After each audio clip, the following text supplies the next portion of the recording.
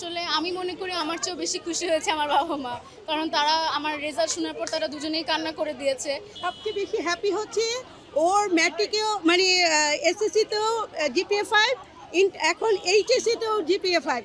অনেক ভুল ছিল, যে ভুলের মাসুল এই বাচ্চারা দিতে। আসলে আমি মনে করি আমার চেয়েও বেশি খুশি হয়েছে আমার বাবা মা, কারণ তারা আমার রেজাল্ট শোনার পর তারা দুজনেই কান্না করে দিয়েছে।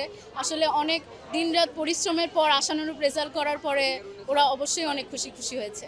শিক্ষকের যেমন ভূমিকা আছে, বাবা মারও তেমন ভূমিকা আছে। অবশ্যই শিক্ষকরা আমাকে সবসময় আমার ভালো মেন্টর ছিল, সবসময় কিভাবে ভালো করে পড়াশোনা করব সেই দিকটা ওনারা ইনশোর করে দিয়েছেন। আর বাবা মা সব কিছুতে সাপোর্ট করেছেন, এটাই আমি অনেক খুশি।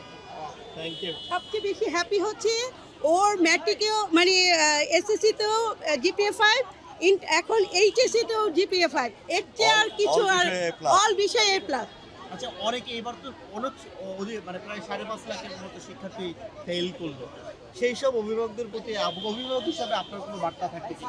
এখন সেই সব অভিভাবকদের আসলে দোষ দিয়েও লাভ নাই, কারণ এখন বর্তমানে আপনার এই 25 বেসে যে প্রশ্নটা হয়েছে, এই প্রশ্নের জন্যই যদি হয় কোনো বাচ্চা যদি ফেলও হয়, এই প্রশ্নের জন্যই ওরা ফেল করেছে। কারণ আমাদের যে প্রশ্নগুলো আসছে 2025 সালে, আপনারা কি জানেন যে অনেক ভুল ছিল প্রশ্নে, অনেক ভুল ছিল, যে ভুলের মাসুল এই বাচ্চারা দিতেছে। কারণ 15 থেকে 20 মিনিট পরে ওরা জানতে পারে ওদের প্রশ্নের ভুল।